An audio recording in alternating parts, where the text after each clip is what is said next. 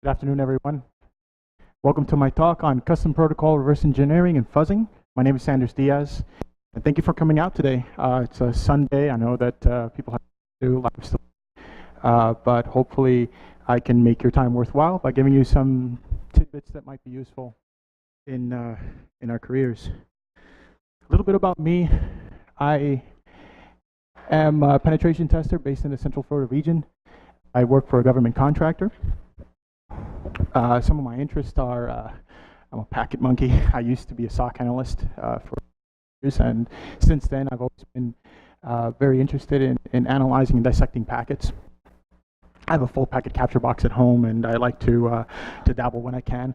I'm a tinkerer, so I have a few servers at home. I have a lab. I like to, I mentioned the full packet capture box, but I like to take apart things. I have bit of a graveyard of old phones and things that I play around with, and I'm a bit of a paranoid security geek. I think many of us in the room can relate. We're the person that our friends constantly hear from about the things that they shouldn't post online or the things that they shouldn't do with their passwords or things like that. Some of the certs I have, I'm a GCIA, GIAC intrusion analyst. I'm a GPEN, and I have the advanced penetration tester cert, and I'm a senior at the University of Illinois.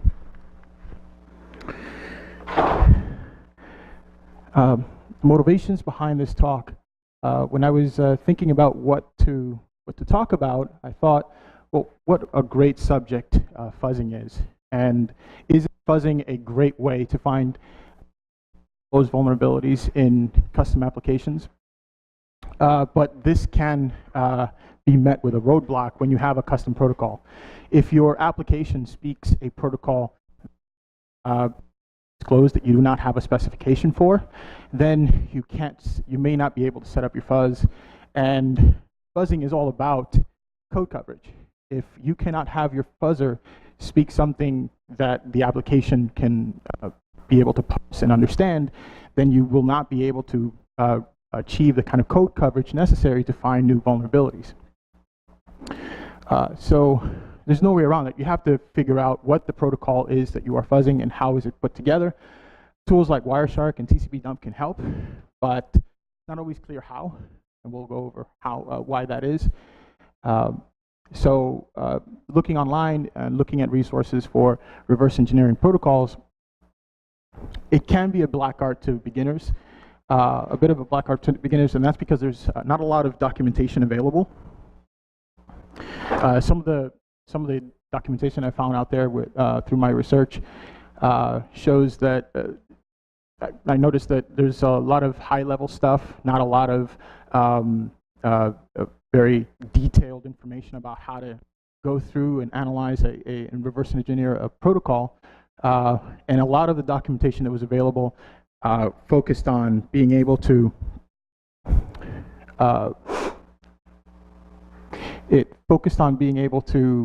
look at and engineer the binary associated with the particular target application that you were working with. What I want to focus on in this talk is looking at the network and using that as a starting point for your reverse engineering. So with that said, these are the things that we will cover in this talk. We'll talk about basic protocol design, the attributes, the structure, the syntax based on my research of common protocols such as TCP, IP, SNMP, HTTP, and others. We'll talk about some of the network reverse engineering tools that can help us in this endeavor. TCPDUMP, which is a great set and forget tool. Wireshark has a very extensible dissector framework. And netzob, which is a protocol reverse engineering tool that allows us to find low-hanging fruit very quickly. Can anybody hear me? Cool. All right. Then we'll talk about the protocol reverse engineering process. You know, what it is that we will be able to, once we've talked about all these things, then we'll talk about how to get started.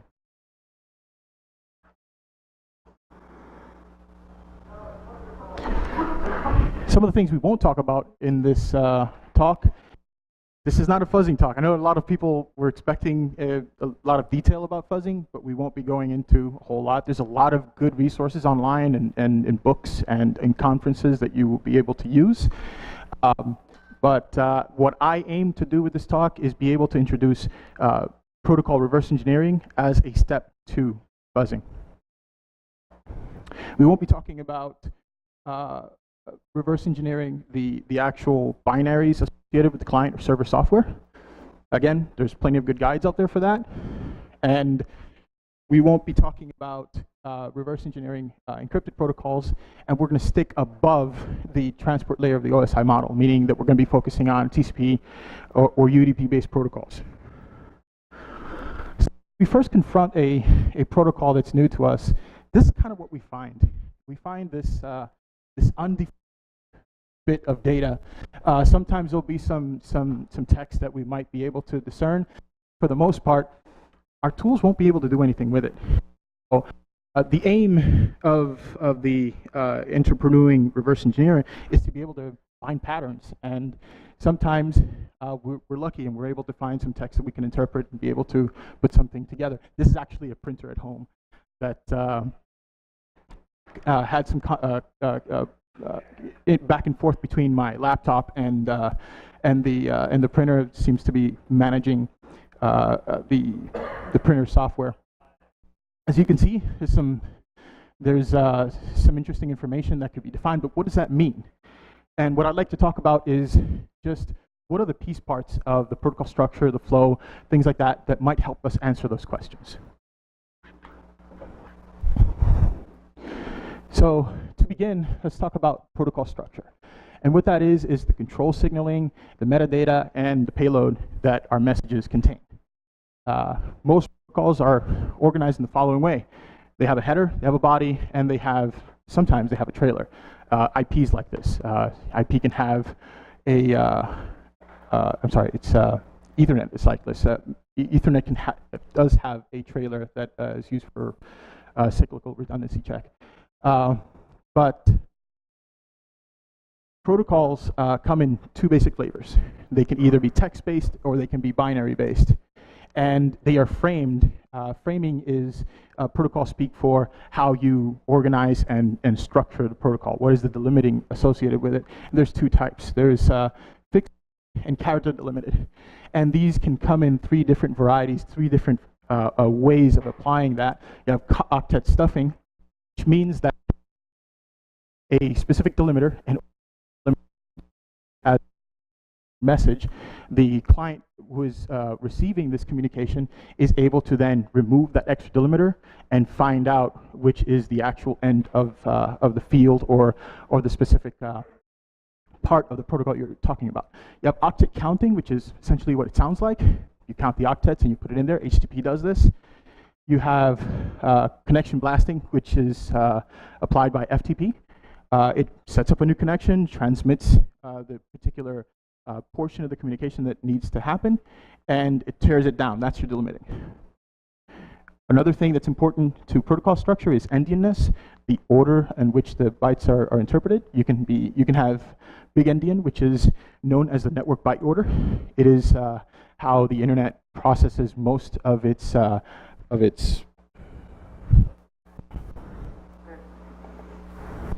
just going to set this. Thank you. All right. So it's how the internet processes most of the common byte order. One. Yeah.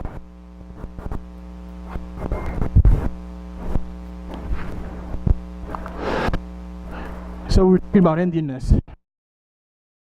Big endian, and there are a few out there that apply little endian. Some apply the mixed endians can be applied to different fields. An example of little endian protocols is SMB. And then we have different field types applied to headers. You can have fixed field protocols like TCP. You have variable optional fields. P is actually seems like it's fixed field, but it actually has a counter. The IP header length allows us to determine what is the current size of our header, and when that counter goes up beyond a certain level, we know that IP options are present. The last one we have here is delimiter separated value pairs. This is how text-based protocols delimit their fields. You have the name of a field associated with a delimiter, and a value followed by some kind of terminator. In this case, in HTTP, it's CRLF. And then we have the protocol trailer. I mentioned Ethernet. Ethernet actually uses the protocol trailer as a cyclical redundancy check, something that allows it to check itself to see if there is an error in the transmission. The next thing we'll talk about is protocol flow. That's the timing, the order, directionality of the communication. The most common models are client-server, which means that a client connects to a server and expects services, or you have peer-to-peer, where both ends of the conversation depend on each other. The modes of communication are connection-oriented and connection-less. TCP, as a connection-oriented protocol, has the following states: listen, connect, accept, receive, and send. But UDP is typically a connectionless protocol. Now, there are protocols built on top of these, and they have their own ability to track connection and track state. HTTP is actually connectionless, even though it is built on top of HTTP. We have flow control, which can be feedback, where the client says, yeah, I didn't get that. And then there's rate-based, which is used to determine, which applies formulas to how the communication is coming through and how the specific timing is happening to determine that there is congestion. Error correction, you have automatic repeat request. When we're having a TCP conversation, the client will acknowledge every single packet. Everything that does not get acknowledged gets retransmitted. And then we have forward error correction. That's where the server expects the client to correct its own errors. Session tracking can be stateful or stateless. HTTP, again, it is a stateless protocol, unless you add some other technologies to it. Typically, there is no state tracking. Lastly, we have, excuse me, let me fix this now.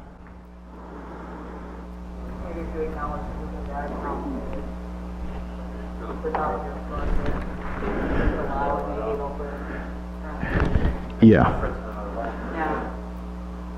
Yeah, I'm just going to make sure that it doesn't sleep.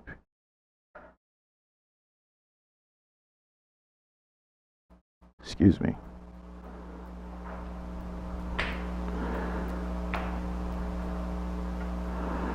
All right, back to our talk. I hope that doesn't hurt us on time. While researching for this talk, I was able to go through and collect a list of the most common field types. Version was actually very common, and for the protocol reverse engineer, that's a very useful thing, because once you have the version listed in your protocol header, it really doesn't change, right? For example, the IP protocol, when you're transmitting your protocol header, what comes first? It's the version number. Usually IPv4 has a 4 in front, IPv6 has a 6 in front. So that's a very useful way to be able to track how your protocol is delimited. Header length, that's another very useful thing. The IP header length allows us to be able to determine how big the header is. So as reverse engineers, we can go through and pre-compute header lengths and try to match it according to what we find in the header. We have sequence values, and these are unique values that track every single message. Timestamps record time values. This is useful for encryption and also flow control. You have timers, such as the TTL on the IP header and the TTL in the DNS header, which allows us to be able to track how long a message has been out there as it's moving through the internet. We have error correcting values, CRCs, hashes, etc., to be able to determine if an error is present. And then we have flag fields, such as the TCP header flag. which allows us to share a wealth of information about the state or things such as the handshaking between communications to be able to set up a connection. It's a lot of useful things that can happen through flags. Then we have the standard data types, strings, integers, bytes, etc. Still going on. It's not slipping anymore. Okay, I'm just going to keep my finger on it. All right, moving on, we have reporting and encoding. Reporting is the way that we transmit how our protocol is actually behaving. HTML reports status codes, 200, 400, 500 for a server error. Status indicators are present in protocols like POP3. It actually uses a plus or a minus. We have bit field flags like in TCP, where we can use the flag combinations to determine what's going on in the communication. And then we have error correcting schemes, such as parity bit checksum, and we already mentioned those. But those are used to be able to detect errors. Encoding, that can happen if encoding is present. It'll be ASCII, Unicode, EBCDIC. There are a few others out there, but those are the most common. And then we can have compression, like on the HTTP protocol, which can be gzip, deflate, or compress. With that concludes the theory portion, and we can talk about the tools and how to use them. TCPDUMP is a great tool. It's a set and forget tool. I actually use it on my full packet capture box. Some of the most important things for the reverse engineer that you want to consider: you want to be able to write to a file, you want to be able to read from a file, and you want to be able to display hex, toggle verbosity levels, and be able to specify how many packets to capture and what the snap length is. Berkeley packet filters, they share a wealth of information. They share, Berkeley packet filters are a great way to control how you're capturing data. There are operators that allow us to specify expressions that we can use to find the kind of packets that we like. You have relational logical operators. There's also an index reference, which allows us to specify a protocol and allows us to specify an offset and the number of bytes that we're looking for. Some useful examples. So everybody knows that the TCP header is 20 bytes long. Anything after the TCP header should be our payload. So for the reverse engineer, being able to specify that that we're looking for the end of the TCP header, or the UDP header, allows us to be able to go into the protocol of our choosing and look at things there. Being able to specify the protocol size, byte 2 of the IP header, that specifies the actual size of the packet. In this case, I'm just specifying random value of 576. The next one there is TCP. Again, looking at in the header, looking at 4 bytes there. Actually, it's just a hex sequence. That hex sequence is actually a post value, looking at HTTP packets. Working with PCAP files. So these are very useful configurations for TCPDUMP to be able to collect information. You want to be able to collect unique instances of your protocol. I mentioned how you can look above byte 20 of the TCP header, or looking above the UDP. And you can specify byte patterns, as I mentioned before, with looking at the instance of post in the header. We can also divide packets into multiple files so that we can diff them. We can chop them up individually. You do that by specifying a file in TCPDUMP to read and one to write, and then you can also specify either a packet count or an actual byte count. You can manipulate PCAPs using XXD, which is a command line based hex editor. You can specify an offset, just like you could with the Berkeley packet filters. You specify the offset, you define the length, how many bytes you want to go into, and of course you specify your PCAP. And we can also use XSD to reconstruct the actual hex representation of the protocol. For print out an ASCII version of it. We can use it to print out to reinterpret the hex and then pass it to a tool, such as checksum or base64, to be able to figure out if this is a checksum or if there is base64 encoding or some other interesting manipulation going on. Next up is Wireshark, and pretty sure everybody's had a chance to look at Wireshark at some point. The capture filters are BPF based, so everything that we talked about, TCPDUMP, it has display filters, which are actually very useful if you're using T-Shark. You can actually extract individual headers from your packets if you have a dissector built for that protocol. We'll talk about dissectors next. Built-in analysis tools. It allows you to export PDUs, meaning that you can take different parts of the protocol, such as maybe the segment for that's TCP based, or the whole packet. You can export those using Wireshark. It has a Lua interpreter, which can be used for dissectors. I don't personally like it. I actually like Lua on nmap for developing NSE. So what I would like to share with you is the Wireshark generic dissector. And that is a plugin for Wireshark. It's a DLL or a library file that you can load that allows you to specify text-based dissectors. Authors Oliver Aveline, and you can find this tool at wsg.free.fr. So some of the features: allows you to specify all the things that you typically would in a dissector, floats, strings, others. You can also define bit fields, but not only can you do these things in a static way, you can actually specify a bit of a script to manipulate the data. It has loops, switches, functions, enumerations, and arrays. Some of the limitations: it doesn't do text calls. It can be a memory hog if you're having more than 124 fields in your protocol, although I don't think we'll encounter that.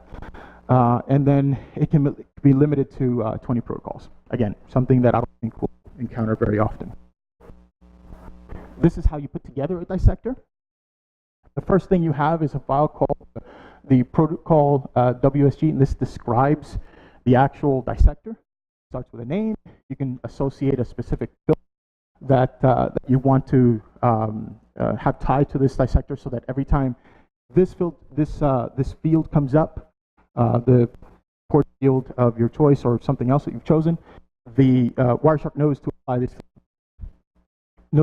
dissector. You also have the structure of the protocol. You can define your ID, the size, which is very important, and specify a switch that governs being able to piece apart the different messages that we would be looking at. And then lastly, there is a link here to the actual field definitions. That is found in file proto.fdesk.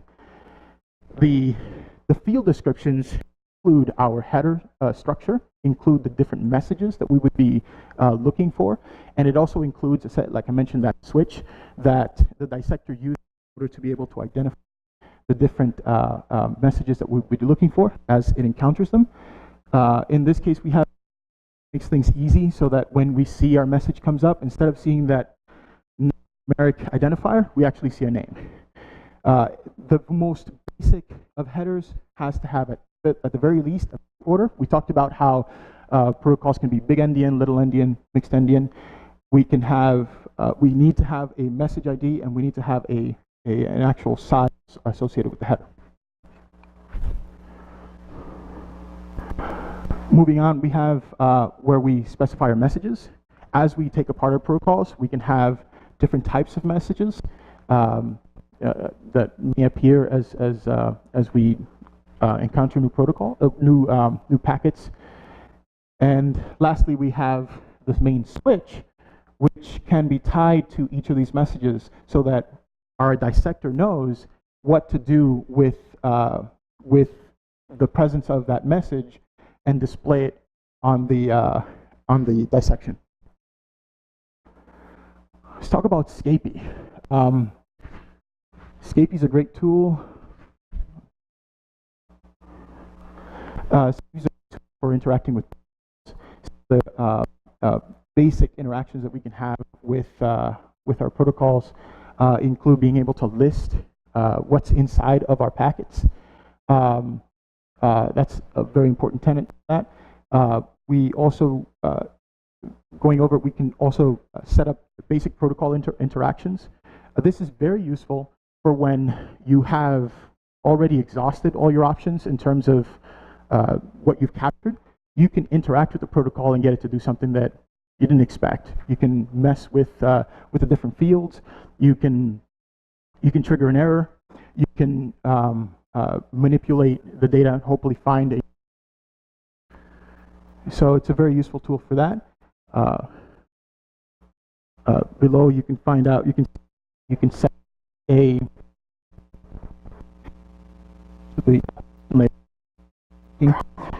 by specifying the message above, which includes an IP header, a TCP header, and then your application layer message. In this case, I just put hello world. But you can specify a byte stream. You can specify any type if you're trying to interact with HTTP, you would put a GET request here, etc. We can also define custom protocols with Scapy, and we can fuzz it. You can define a custom protocol header by creating a new class that accepts a packet as an instance variable. You can specify the name for that protocol, and then you can describe your field. Similar to how we described in the dissector, you can describe the specific field types by their types. In this case, we have a version field, which simply tracks the version. I mentioned that comes up very often. We have a length, and we have a checksum. And this is how you would interact with that custom protocol you've just defined. You set up your IP header, your TCP header, or your UDP header. You specify, and you specify arguments for that protocol. The next thing we can do is fuzz it. So once we define the custom protocol, we can actually tell TCPDUMP to fuzz the protocol header by message, and then Scapy to fuzz. It would actually go through the fields that we've defined and apply different combinations of characters, sizes, and be able to go through and try to cause a crash. But this is also useful for being able to trigger new. We have a message type field that we may not have seen trigger new messages before, but once Scapy gets a hold of it, it's able to produce new messages because it's now sending those packets to the server, and the server's reacting. Some other useful tidbits for Scapy: you can actually read packets, and you can use load from the packets. Anybody did the SANS holiday hack challenge? If you remember in that challenge, Josh Wright kept mentioning that you could use Scapy header. This is a little bit copying from his influence. In that case, we used Scapy to be able to take apart a DNS, manipulated DNS transaction. You can do the same here to reverse engineer protocols. Tools that are useful: a piece of the header and send it out to different tools. These are tools that you can use in order to analyze that data that's coming out. Checksum, which computes a CRC value. We have something that character det, which allows us to identify character encodings. 64. Sometimes you have basic 64 encoding of protocol fields. Actually, I saw a video once of someone who mentioned that we're double encoding, double base 64 encoding of a particular field. So it's a useful tool. ngrep, I didn't talk about ngrep, but it's actually a tool that's like TCP to use text-based protocols. Netzob. I won't go into. I actually won't go into netzob at all. I'll just mention it. Netzob is a tool that allows you to set up semi-automatic reversing of protocols, and it can do all the things that I talked about that we would be doing manually. It is very good because it allows us to pick apart low-hanging fruit and be able to go into the areas that might be more interesting. It infers protocol structure and flow. It can simulate traffic to trigger client-server responses, and it is also extensible through the Python netzob library.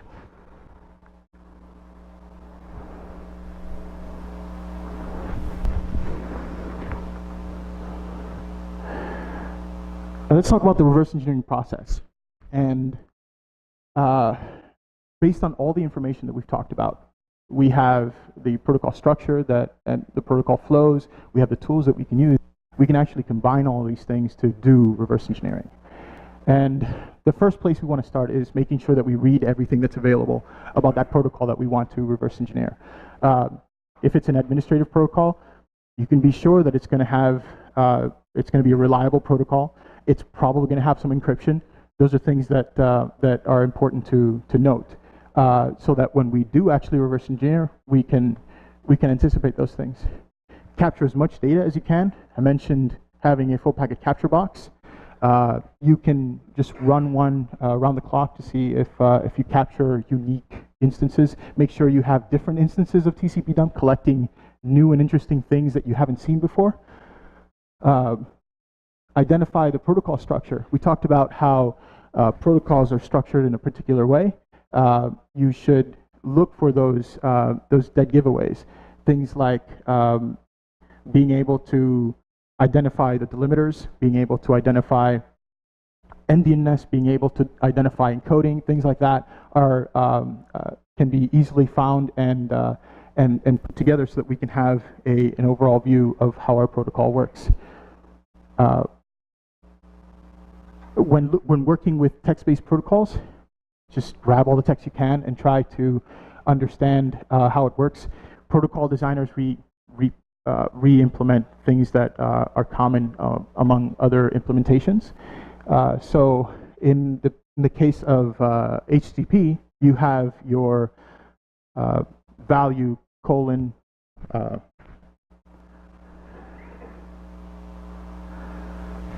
this is painful. Value colon value delimiter pairs. You may want to look for that if you have a text-based protocol. There should be some kind of delimiter that allows us to be able to identify what that header is and what that field is. You should look for protocol flow and attempt to corrupt payloads to see how the protocol reacts. Is it reliable? How does it behave when the communication slows down? How does it behave when there's an error present? You can fuzz protocol headers, as I mentioned with Scapy, and you can also use a tool I mentioned, which is sulley. And then lastly, you should create a field diagram as you go along. Not only should you have a dissector, but you should create a field diagram that allows you to reference in the future when you come back to this. And then you should also have a field diagram, a flow diagram that shows how the protocol works as you identify different behaviors. Sulley is a Python-based generation based fuzzer. What that means is that you have to define a specific protocol. Then Sulley will then apply unique character manipulations that to those different fields that you've defined. It's a rich protocol grammar, so you can work with binary-based protocols as well as text-based protocols.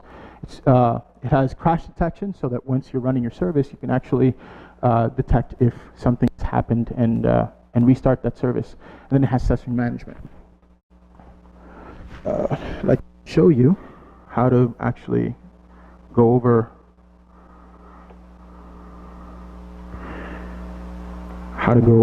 a sulley grammar.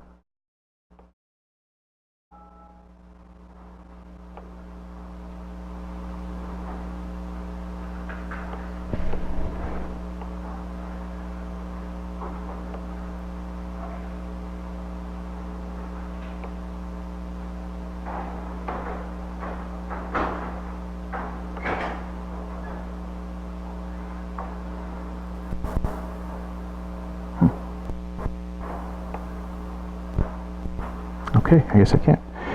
All right. All right. So let's just talk about how to get started with protocol fuzzing. Protocol reverse engineering. You want to build a lab. You want to be able to place where you can capture data. Begin with protocols that you have that have well documented specifications. You know, use those and try to analyze communications for those protocols without the specification and try to recreate the specification manually. Focus on text-based protocols because they're a little bit simpler to get started with, but then you can move on to binary-based protocols. Once you're familiar with the process, move on to binary. Look for new targets to reverse in your home or corporate network. If you don't own the target network device, ask for permission. And then aim at malware protocol reversal, which is very hot. There's a lot of new instances of protocols. With that said, we can move on to questions.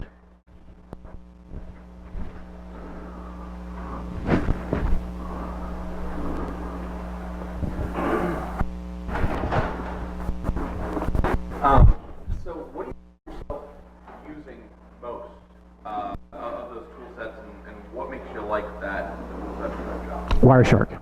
Wireshark is actually where you would spend a lot of your time because a lot of protocol engineering is visual. So what you want to do is be able to load up your Wireshark and look for patterns and try to create dissectors as you go along as you're discovering new things.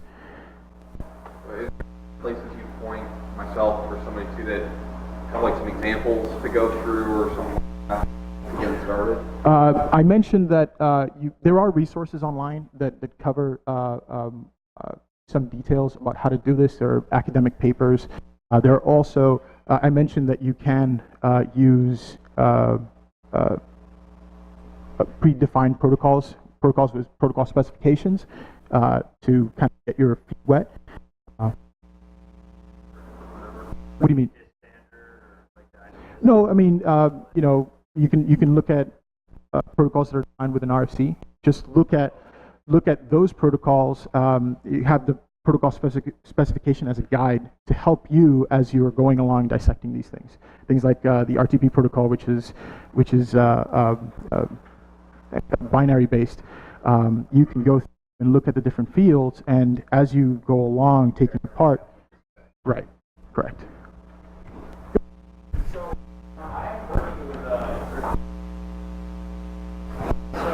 Dissector data. So how do you recommend I solve that problem? Decrypt it or decrypt it. So you can use a tool like you can use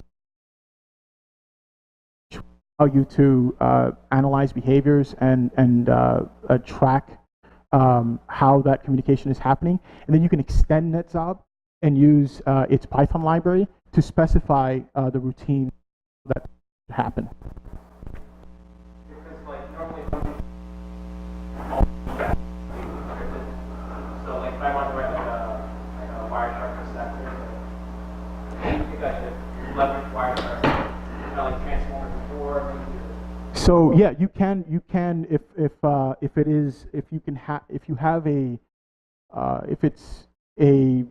if you're relying on a protocol specification that, if you're relying on an encryption standard that there is a Python function for or a Lua function for, you can actually use that through the Lua dissector library.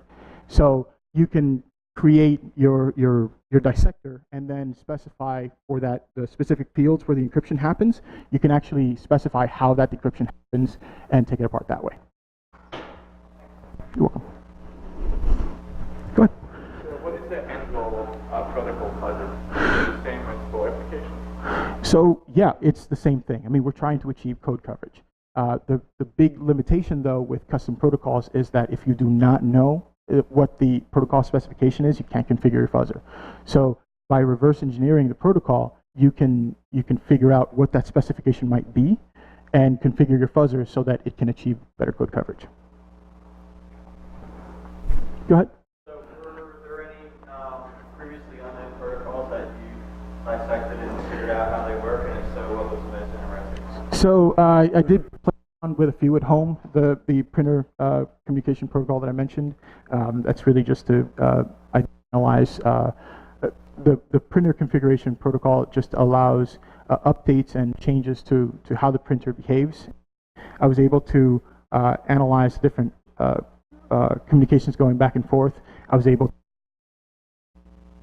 code updates. You can actually upload a binary, things like that. So with text-based protocols, that's a lot easier. The challenging ones are usually binary-based protocols. What I am doing to spec myself up more is going through, like I said, going through RFCs and using that as a guide to take apart those protocols and then be able to infer on other binary-based protocols that I do not know of. So to be clear on that, you're not looking at the RFC first and then using that to come up with your thing. You're trying to figure it out on your own and kind of double checking by looking Right. at the RFC, right? Right. That's right. Any other questions? Well, yeah. Thank you for coming.